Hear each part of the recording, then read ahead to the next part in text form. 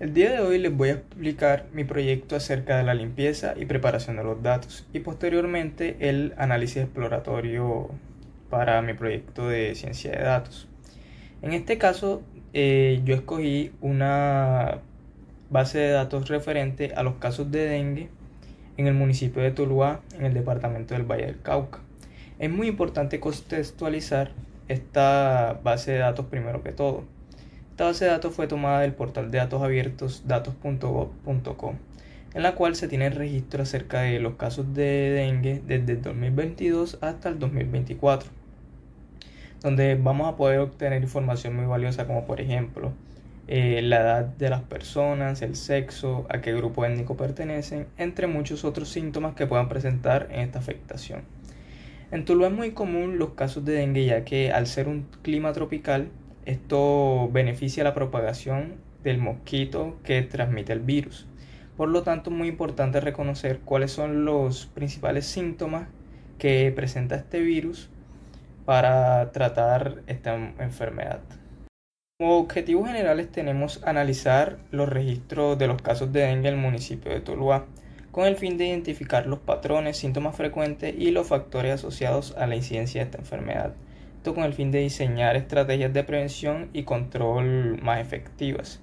Lo que se quiere es realizar una limpieza y preparación de los datos y descubrir cuál es el comportamiento del dengue en este municipio, además de identificar los síntomas más frecuentes que determinan como grave un caso de dengue.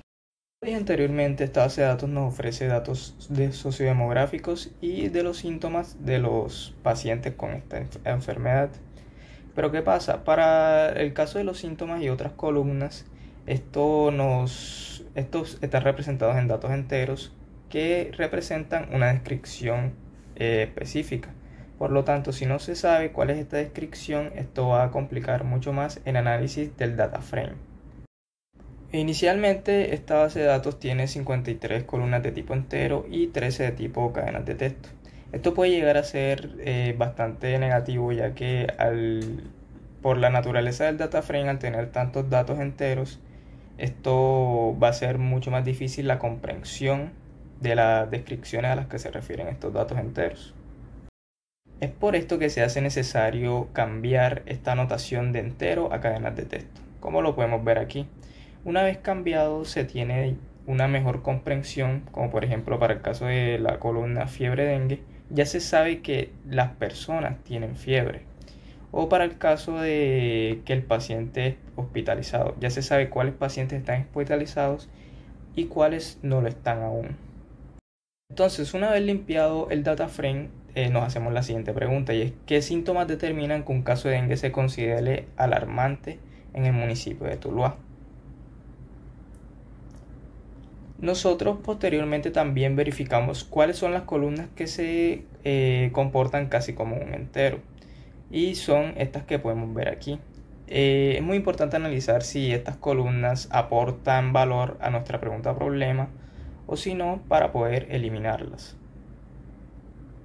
Dicho esto, empezamos con el análisis exploratorio de los datos. En este análisis, primero que todo, ubicamos cuáles son las estadísticas descriptivas que nos ofrecen cada una de las columnas, como por ejemplo los valores únicos, cuáles son los valores que más se repiten, entre muchas otras cosas. Esto nos dejará saber cómo se comporta el data frame en general. Una vez analizado estas estadísticas descriptivas, nos encontramos de que existen varias columnas que tienen un solo valor único, es decir, que son una constante. Estas columnas no representan valor para nuestro data frame, ya que son negativas, es decir, que son síntomas que no se presentan en los pacientes. Además de esto, nosotros calculamos distintos estadísticos de las columnas, como por ejemplo la clasificación de la edad, el sexo, el tipo, cómo se confirma el caso de dengue y cuál es su clasificación final. Esto para ir sabiendo si la edad, el sexo tienen alguna relación con la clasificación final. En este caso vemos que los casos de dengue se presentan mayormente en pacientes jóvenes y que el sexo no es una variable que tenga mucho peso en este caso.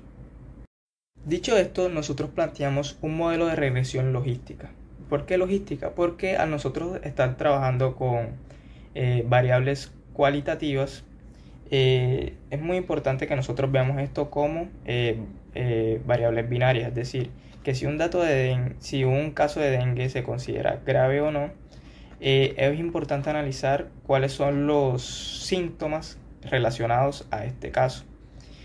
En este caso, una vez entrenado y realizado el modelo, tenemos que los principales síntomas que causan que un caso de dengue sea considerado como grave son los dolores abdominales, caída de plaquetas y demás enfermedades gastrointestinales.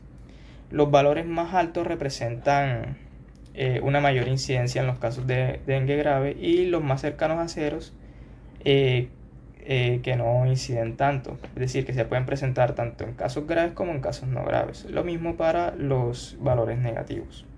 Con esto podemos concluir de que los síntomas de dengue que mayor afectan aunque un caso se considere grave, son los síntomas gastrointestinales.